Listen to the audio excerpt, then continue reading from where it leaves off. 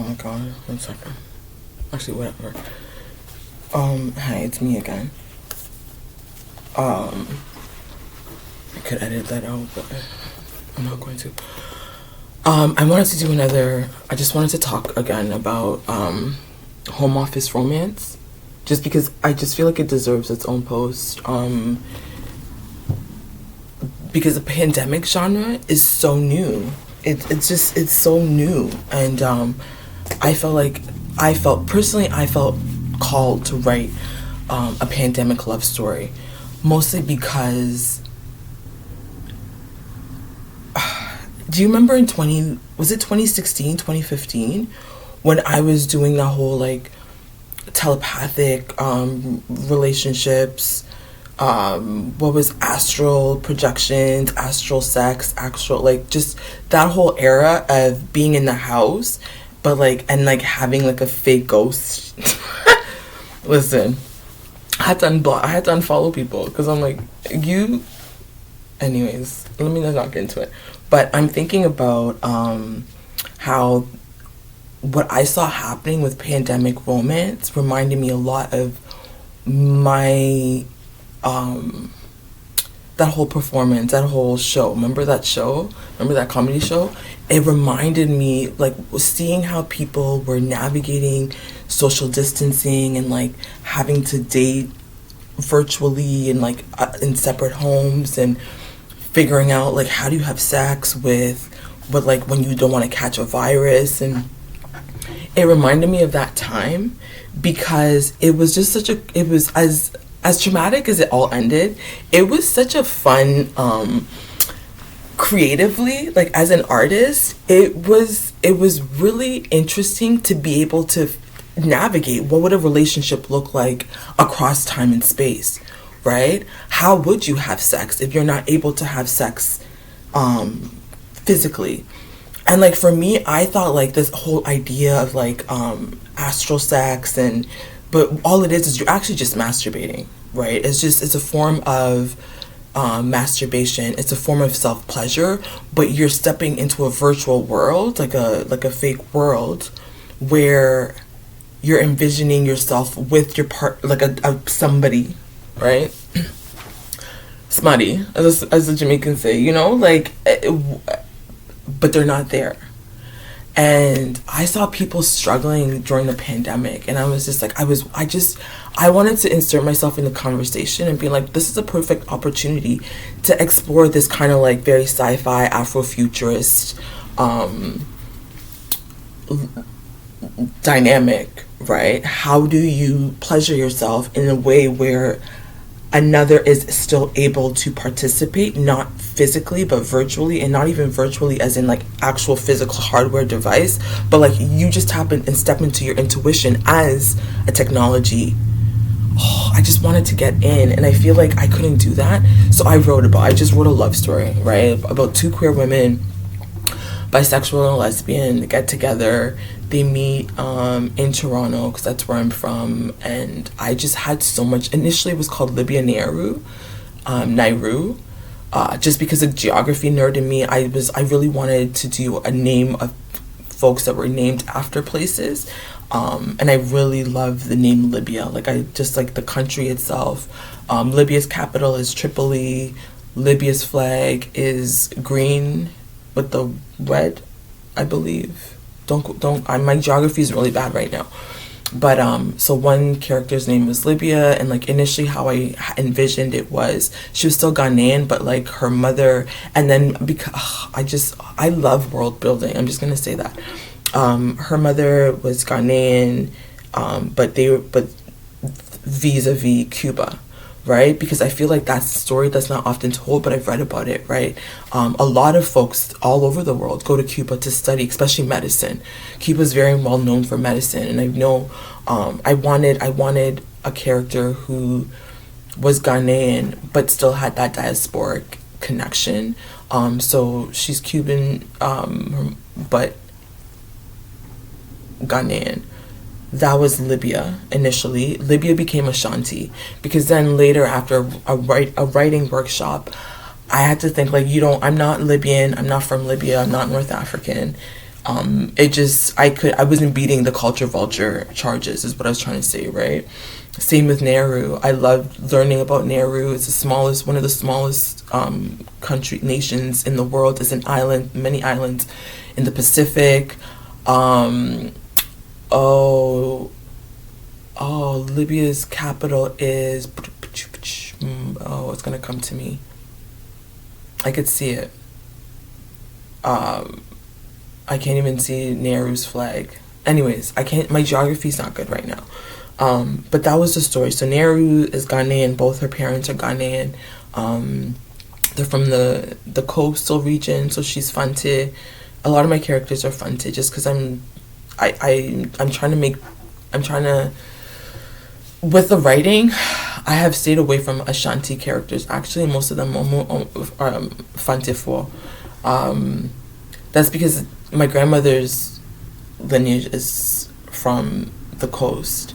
And I feel like there's something there that really, just as somebody who loves the water, and also it helps me to process losing my Fante, because I did live in Takrady for some time before I moved here, and I spoke Fante and I lost it. So I feel like in writing, because like Nana Essie's Fante, and Nehru initially became Tema, but she's also Fante. And so I think in writing, and even the short story I published with African Writer magazine, she's also Fante. So I feel like in my writing is helping me to make peace with having lost that language, and like I feel, so that I'm unsettled about losing that. So that's the characters. There was initially Libya and Nehru, and it was a pandemic romance, right? They met, they had a wonderful, beautiful whirlwind weekend. Libya became Ashanti, so I'm going to stick to Ashanti and Tema, because that's who they are. Tema is, she's named after Tema, right? Tema is a city in Accra, in the outskirts of Accra. Ashanti is technically Ashanti, but, which is what I am, an Asante for. So I decided to do Ashanti and Tema.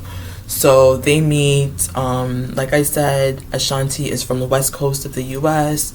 She lives in California. She lives in San Francisco, but her mom lives in Arizona with her grandmother and her auntie and her cousins. And she visits Toronto for a conference, not realizing that one of the conference participants has been low-key following and online, not stalking, but just has had a crush on her for a while. And they get to meet for the first time in Toronto at the conference on the Friday, which just happens to be Valentine's Day. So they spend Valentine's Day night together. The next day, they're just like, I still want to see you. So they do DJ skate night in Toronto. If you're ever in Toronto in February, I think that's what they do, is, hi Ari, this is Aria. Hi. They do DJ skate nights. Soca night is my favorite to go. I've done it a couple times, and was it Dr. J? I'm not sure, but anyways, they meet at my alarm. Oh, 1 second. Okay, sorry, my bad. They do DJ skate night. Obviously, it's Valentine's theme, so it's all Valentine's Day songs, and like they're just it's a cute vibe. They get along really well. They hit it off. Tema gets to meet Ashanti's family. Her sister's there. Her brother's there. Her brother's wife is there. So it's like a cool vibe, right? So they already are meeting family, and then the family wants to meet her. So Ashanti ends up going over to their house for family day dinner or brunch, and she gets to meet more of their family, and it's just like, it's moving pretty fast, but like they're just friends. They just met each other. Ashanti returns home to San Francisco, and the pandemic happens. There's lockdown. The borders are closed. They're not able to see each other for I think it's almost 2 years in the book. Just over a year, just under 2 years, they don't see each other again after meeting in Toronto, because Ashanti's grandmother's sick. She has cancer, and she's sick, and flights didn't work out. But eventually they make it. They make it to Alberta, at Lake Louise. Ashanti's grandmother's name is Louise. They go to Lake Louise. It's Ashanti's birthday. She's excited. This is the first time she's seeing Tema after 2 years. They've been dating virtually, having date nights, doing all that VR stuff. And her grandmother dies on the way to Edmonton. And she just crashes out. She kind of spirals, and she just does a lot of projection, and it's just really anti-black, and the whole, you did witchcraft and you killed my grandmother, you sacrificed my grandmother, and it had to be you because her name is Louise and I'm at Lake Louise, and how is it that my grandmother just happened to die? Her grandmother had cancer. And actually what it was is her grandmother wanted her to be there because she felt like Tema would be the best space and the best person, and Lake Louise would be the best environment for her to receive that news, right? Her grandmother, her family thought that it would be best that she transitioned while Ashanti was with Tema, right? Because she knew she would be held. Her grandmother really liked her. She wanted them to get married, and so this is where it becomes controversial. And then in terms of marketing, I know for sure I lost all the Africans, especially the Christians. They're demonic, holy water, holy water, holy water, right? All the homophobics, there's just no, a lesbian couple and they're having kids, holy water, fine, stay far away, that's fine.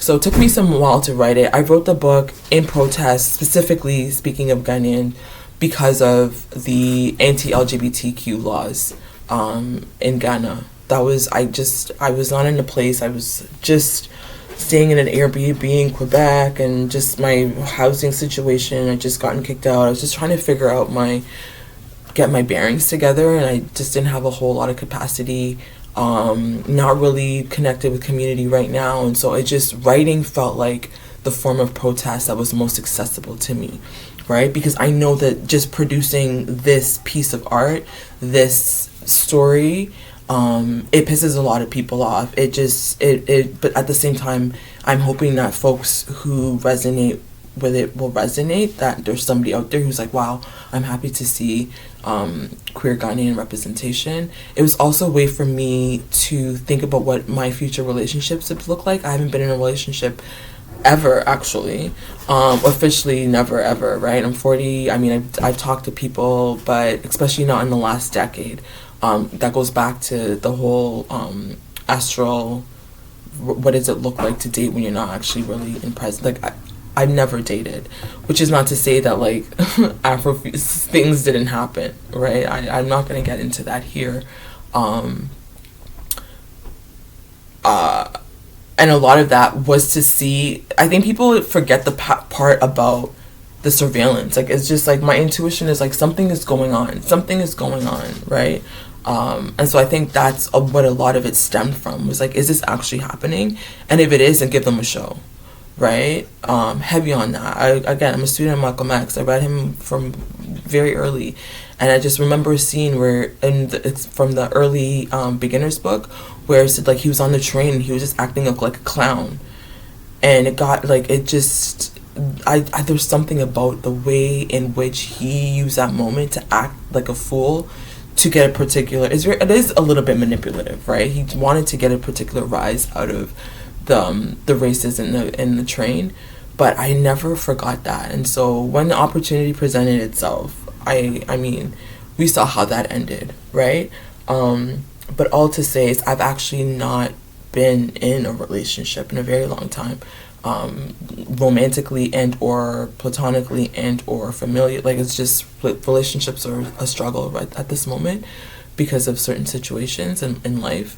But writing Ashanti and Tema gave me an opportunity to kind of see what would I be like in a relationship. And when I was doing the world building, when I was seeing myself, I kept on seeing myself getting everything that I actually wanted, but then sabotaging it. And that's essentially what the story is. What happens when you get everything you've ever asked for and you don't know what to do with it, right? And you literally almost fumble it, right? So that's what she did. Why would you blame her for killing your grandmother? Do you want to break up? And initially the story they did break up. There's a part 2, because I couldn't fit it all in one book. But initially they did break up, and it was a whole story where they broke up. It was awful. But then the second part was the actual story was they broke up after Lake Louise. They separated, and then Nehru, Libya felt bad, so then she wanted to treat Nehru to a trip. No, Nehru, I'm not sure. There's a part two. Part two, they're in Namibia. They're staying at Shipwreck Lodge, which is an actual lodge in Namibia.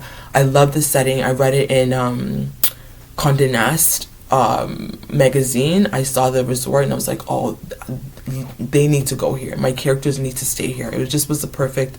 I love that it was Africa. So that's initially how the story started. It was just, there are Lake Louise and Libya and Shanti asked Tema, if there's one thing I could do, like if I can make one wish come true for you, what would it be? And Tema is like, take me snowboarding, African countries only. And that's what the book actually was. We didn't even get to Africa. We didn't even get to any of that in the first book. So all now, I haven't actually gotten to their story. I haven't actually gotten to the story, because the actual story was then Ashanti makes it happen. She takes Tema to Namibia because they're going snowboarding in South Africa. She's like, as an apology, I'm so sorry I blamed you of killing my grandmother. Let me take you on a trip to South Africa. We're gonna go snowboarding like you wanted, African countries only. But before we go, let's go to Namibia to go sandboarding, so we can do the hot and the cold, which is a play on her behavior. She was hot and cold. And so that was the initial story. They go to Namibia, they do the sandboarding thing, they see the seals. But what she doesn't know is Ashanti is still a hustler, right? So she still finds a way to make money off of the trip.